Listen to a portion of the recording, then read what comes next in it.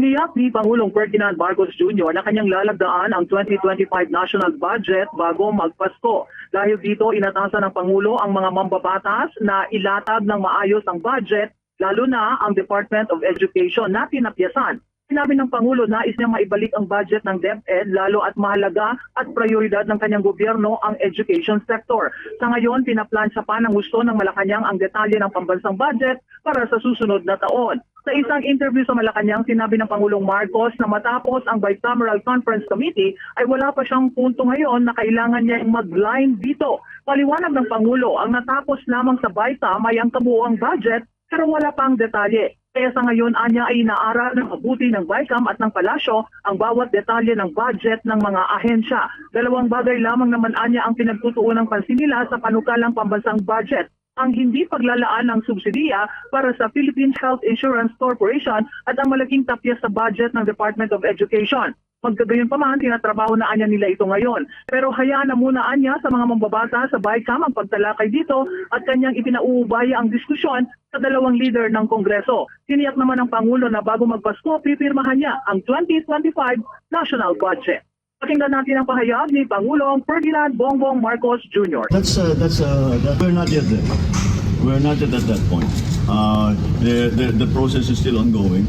We're still finalizing because ang lumabas out of the Bicam were just the totals. So the details hindi pa maliwanag. So we are returning to those, and all of those elements that are worrisome are something that we're making sure that hindi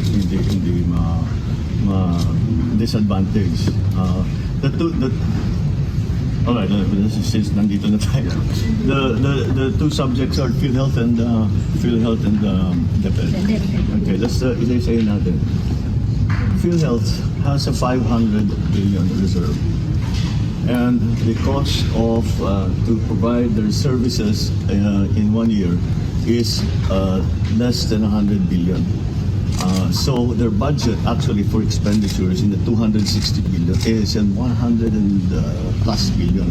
So meron pa ring reserve. Year-end report ng Quadcom na pinagbibintangan po ng Quadcom si Pangulong Duterte na siya po yung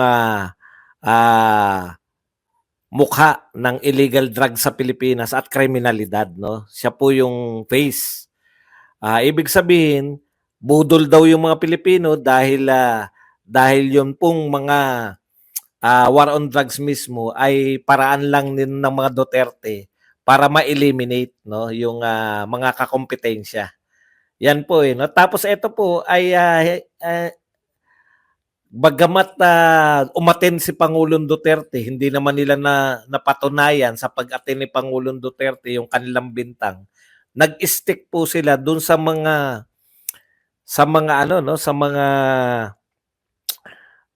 dati na nilang testigo, particular si Asierto. So, yan po yung sinasabi ni Akop na si Pangulong Duterte, siya talaga yung mukha ng droga. Nung panahon niya, kunwari nag-war on drugs para lang ma-eliminate yung mga kanyang kalaban. Galing no? Tapos lahat ng to, no? Lahat po yung walang nakaalam. 6 na taon pong ginawa ni Pangulong Duterte war on drugs. Lahat po ng mga pulis, kasabwat niya. Parang ganun yung gustong palabasin ni Akop, di ba? Lahat ng mga pulis, kasabwat tayo ni Duterte para eliminate yung mga drug na ano. Okay. Wala po ni isang testigo na nagte-testify doon sa mga sinasabi ni Akop na in-eliminate dahil doon, no? Kasi ang alam natin tumitestigo yung mga AJK sa war on drugs. Isang tao lang yata, si Asierto yung kinukote niya. Okay. Bagamat wala pong malinaw, hindi po malawak yung mga ebidensya na nagsasabi na si Duterte nga ang pinuno o yung pinaka-lord of drug lords, yan pa rin yung naging konklusyon nila. Ngayon, ang tanong nga natin dyan, asan ang ebidensya na si Duterte? Asan ang yaman ni Duterte?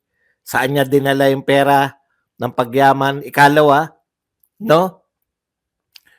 Ang hirap tanggapin na pinatahimik niya sa droga, tinanggal niya yung mga Marami po nagbago, puwersado man o kagustuhan pansarili, hindi na po nagdodroga nung panahon ni Duterte. Napakahirap pong paniwalaan na kung ikaw ay drug lord, i-eliminate mo pati yung negosyo mo, no?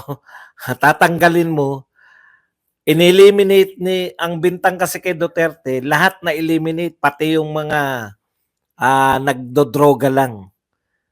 So, hindi po ang katotohanan po at nasaksihan natin for 6 years, talagang tumahimik po ang kapaligiran, nabawasan po ang droga, nabawasan ang krimen, yan po yung war on drugs. Kaya ang hirap pong papaniwalaan itong report ng Quadcom na nag-thrive, no, si Pangulong Duterte. Paano ka magta-thrive sa isang environment kung droga ang binibenta mo, sa isang environment na hinigpitan yung droga, na halos wala nang gumagamit ng droga? Yan ang dapat nyong ipaliwanag eh. Ikalawa, kung drug lord po si Duterte, lahat po ng drug lord sa buong mundo, grabe po, bumabaha po ang pera. Lahat po ng drug lord, bumabaha po ang yaman. Bilyon-bilyon, grabe po ang gastusan, grabe ang mga gamit, grabe ang mga bahay, malapalasyo, grabe po, lahat-lahat. Ang tanong, nakita po ba natin yan? Typical po ba na si Pangulong Duterte ay ikinayaman niya? Okay. Yung mayaman po ba si Pangulong Duterte dahil dito sa sinasabi niyong droga? Wala po makapagsabi niyan. Meron bang mga napatunayan, may tumistigo pa na nagkamal ng bilyong-bilyon na salapi si Pangulong Duterte? Yan yung para mo masabi, no? Dapat napatunayan niya ng Quadcom na ikinayaman talaga ni Duterte yung kanyang war on drugs, na dahil nagkamal siya, dahil solo na siya. Oh.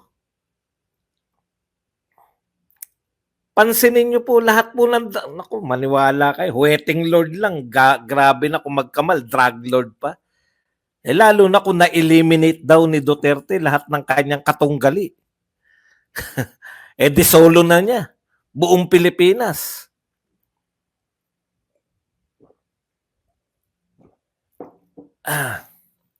Okay. Sino dapat mag-provide ng ebidensya na magpapatunay na totoo yung sinasabi nila? Sila, yung mga nag-aakusa. Tandaan po nyo, sa batas, yung magpapatunay po ng akusasyon, yung nag-aakusa, hindi po yung inaakusahan ang magpapatunay na wala siyang kasalanan. O, yan po yung mantra ng ating batas. Lahat po yan. Okay. Masasaktan natural si Senator Bato de la Rosa. Alam niyo naman po, very ano po yan, no? Very passionate po si Senator Bato sa kanya pong mga nararamdaman. Kaya po, nasabi po to ni Senator Bato, no? Ito po yung sagot ni Bato eh, tungkol po dun. Ito po ang sinabi ni siyempre masama po ang loob dahil ang pangunahin po nagpatupad yung PNP chief, di ba? Si Senator Bato de la Rosa. Sinabi niya, binudol namin ang taong bayan. Ito po yung reaction ni Senator Bato, no? Sinabi niya, binudol namin ang taong bayan. How dare he say that? Wala kaming binudol na tao. I swear, before the graves of my policemen, ang dami kong pulis na namatay. Masakit nga naman po yun, no? Masakit po yan eh. Parang yung, kung ikaw ay hindi bayaran, pinagbibintangan kang bayaran, ganun po kasakit yan. Sinabi pa ni Bato, kasi ang sakit po nun, ang dami po namatay na pulis sa war on drugs. Sa totoo lang po. Ngayon nga po nakakap, di ba? O yeah, may namatay na rin pulis ngayon. Kasi bloodless war on drugs daw kuno eh. Nakakapagtaka po na nung panahon ng war on drugs, na talagang matatapang po yung pulis na manghuli ng droga, marami pa po napapatay. Paano pa po kaya kung ngayon na bloodless revolution, bloodless war on drugs, 'di ba? Kung totoo po na meron pong bloodless war on drugs, ang tansya ko po hindi ang tansya ko po wala na po talagang war on drugs ngayon, hindi na po nila tinuloy kasi imposible po eh. Imposible na noong panahon na war on drugs talaga, matatapang ang pulis dahil backup nila Pangulo ng Pilipinas. Pumapalag yung mga drug lord. Ngayon po, hindi pumapalag ang drug lord. Parang imposible, no? Okay. Parang ngayon po ba dahil hindi na matapang yung mga pulis dahil wala silang backer na Pangulo, ibig nyo sabihin sumusuko yung mga drug lord ngayon? Ay, may deklarasyon na bloodless war on drugs. Sumuko na tayo. Kasi ang daming pronouncement na mas tagumpay daw ngayon ng war on drugs. Eh. Paano nangyari yun? No? Paano nangyari yun? Tuloy pa ni De La Rosa, kung siya ba ay dismayado sa sinabi ni Akop, ito po ang sinabi ni De La Rosa, bato.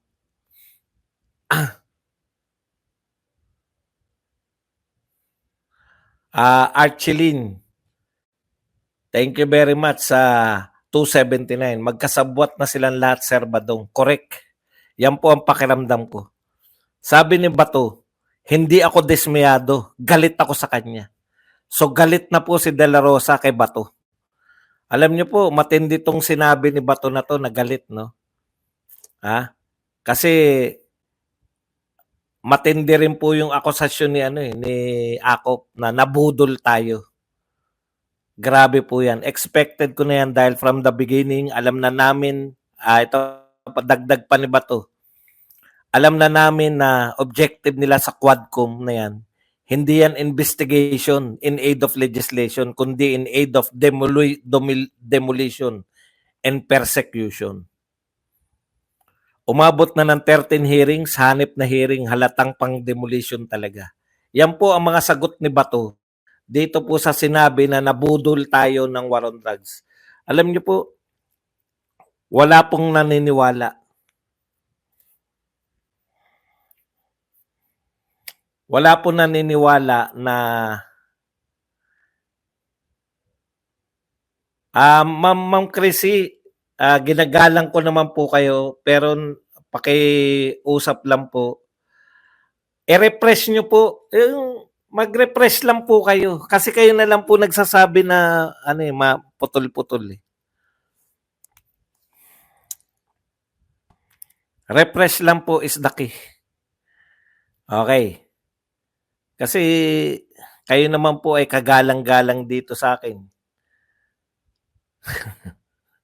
Punta na po tayo. Ngayon, kinabukasan, sumagot naman po si Akop. Ito na po yun. Ngayon po to. Ito po ang mga sinabi ni Akop. Akop de La Rosa, rebut report with proof, not chat tricks. Okay. Sabi po ni Romeo Akop na dapat daw si Bato yung kanilang report, no? Yung kanilang report na si Duterte, parte siya, kaparte po si Bato, hindi po pwedeng mahiwalay si Bato. Dapat daw po ay nagpapakita po si Senator Bato ng pruweba sa kanya sinasabi at huwag lang yung magdadadrama. Okay, sabi po ni Akop, we're just doing our job. This is not about destroying anyone or any group.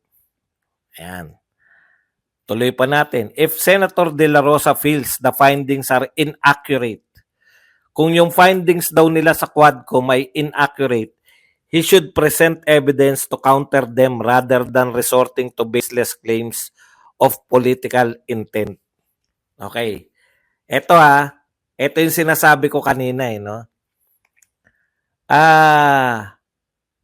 Alam po ng lahat,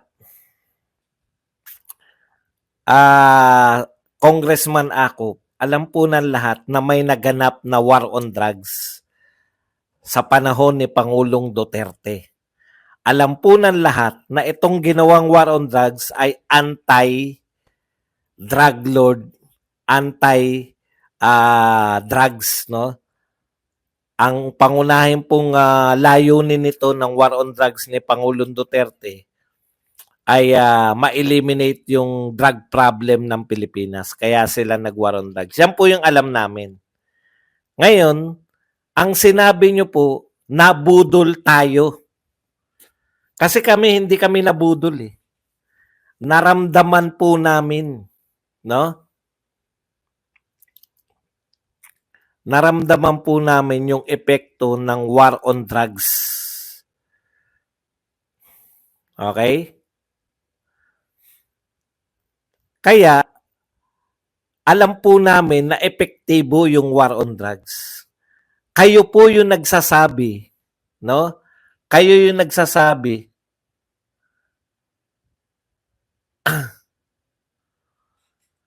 na binudol tayo ni Duterte. Kayo, no? Hindi kami. Ang mga Pilipino po, kaya po very popular si Pangulong Duterte sa amin. Ano po epekto ng war on drugs? Hindi lang po yung nanahimik yung mga addict, nagtabaan nga po. Ang dami pong, parang nakakatawa lang to, pero ang dami pong nagpatotoo na nagtabaan yung mga addict. Alam po namin yung meaning nung nagtabaan yung mga addict. Mulat na mulat po kami sa naganap na 6 years. Huwag nyo pong i-deny sa amin yan. Huwag nyo pong sabihin sa amin na yun naramdaman namin katahimikan, na yun naramdaman namin na payapa ang kapaligiran, na yun naramdaman namin na yung mga tao na uli ang hari ng kalsada at hindi na po yung mga addiksyonis na naging dahilan po ng bawas krimen o totally halos na eliminate po pati krimen. Wala na pong krimen ng mga rape. Wala na po kami nabalitaan. Wala na po yung mga krimen laban sa OFW, yung mga laglag bala. Wala na pong krimen ng mga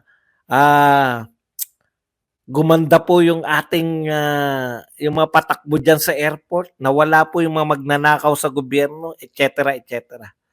Ramdam namin yung naganap na war on drugs. Kayo yung nagsabi na nabudol tayo. Ibig sabihin, dinideny ninyo yung naramdaman namin. Sinasabi nyo, hindi totoo yung naranasan namin. Saksi kami. Saksi kami sa komunidad. Saksi kami na yung war on drugs ni Pangulong Duterte ay mabuti ang epekto sa aming mga mamamayang Pilipino. Nasaksihan namin yan. And to deny that, na hindi totoo yung naramdaman namin, no? Ikaw dapat, Congressman Akop, ang magpaliwanag. Di po ba? Kasi kami, ikaw dapat yung magbigay ng ebidensya para sabihin mo na tama. Thank you very much kay Charina Nabia na nagbigay ng 399. Ikaw yung magpaliwanag na mali yung saksi kami. Hindi totoo na tumahimik ang kapaligiran. Lagana pa rin ang krimen. Lagana pa rin ang droga. O, di ba? Naramdaman na namin yan. Kami na mismo yung saksi. Hindi na po ito usapin ng sino ang tama at sino mali sa inyo ni Bato. Usapin po ito ng dinidinay nyo ba yung naramdaman namin? Mayroon bang hypnotismo na naganap sa buong Pilipinas? Na-hypnotize ba kami ni Tatay Digong para paniwalaan? Ha? Para paniwalaan yung sinasabi mo na nabudol tayo ni Digong? Hindi kami nabudol. Kung may nambudol sa amin, ito si Marcos. Naramdaman namin yan. Napatunayan namin na totoo. Ngayon, ikaw yung nagsasabi na nabudol. Sino ba dapat magbigay ng ebidensya? Na si Digong nga yung mukha ng kriminalidad. No? Asan ang ebidensya? Lahat ng drug lord. Walang exemption. Lahat po ng drug lord nabubuhay ng marangya. Lifestyle. Lahat ng drug lord nabubuhay ng marangya. Lahat ng drug lord bumabaha ang yaman. Paano mo ipapaliwanag na yung si Duterte na umaangal sa pamasahe, pagpunta dyan sa Congress, pag iniimbitahan nyo, ay drug lord? Wala pong maniniwala. Ngayon sasabihin nyo, nung pumalag si Bato, sasabihin mo si Bato yung magbigay ng ebidensya. Anong ibibigay ni Bato na ebidensya? Ebidensya nga to lahat ng naganap na war on drugs. Meron pong ebidensya ang PNP na nag-conduct sila ng war on drugs. May ebidensya ang PNP na bumaba ang krimen dahil sa war on drugs. Ano pang ebidensya ang gusto nyo? Na hindi drug lord si Duterte? Si Bato ang magbibigay ng ebidensya na hindi drug lord si Duterte. Kayo dapat ang magbigay ng ebidensya na drug lord si Duterte. O ikalawa. O yan ha. Ngayon, paano ko mapapatunayan na mas tama yung naramdaman namin? Ang tagal nyo nag-imbestiga eh. Meron ba kayong pinakasuhan nyo ba si Duterte? Pero yun siya yung sentro ng kriminalidad. Tanong, pinakasuhan nyo ba? Yun po ang patunay. Yung hindi kayo nananawagan na kasuhan si Duterte, si Tatay Digong, yan po ang malaking patunay namin na wala talaga kayong ebidensya sa sinasabi nyo na si Digong ay involved sa droga, involved sa kriminalidad. Siya yung nag-eliminate niya lang yung lahat. Ibig mo sabihin, ngayon, drug lord si Duterte dahil na-eliminate niya for 6 years? Imposible. Alam niyo ba yung mga drug lord? Sa Mexico? Hindi nyo basta mapapasok yung lugar. Sa tingin nyo ba mangyayari ang KOJC sa Davao kung big time na drug lord si Tatay Digong? Tandaan nyo, si Tatay Digong yung administrator ba si Tatay Digong ng KOJC? Kung drug lord po yan, may army po yan na hindi nyo magagalaw yung KOJC. Kaya ang hirap po, ang hirap nyo pong pag-ugnay-ugnayin eh. Yung kasinungalingan yun. Nung binara kayo ni Bato, bigla nyo naman sasabihin ngayon na, ikaw Bato, dapat hindi mo dinadaan sa kung ano. O, di ba? Dapat hindi ka emosyonal. Dapat tapatan mo ng ebidensya. Hindi, wala nga kayong ebidensya eh.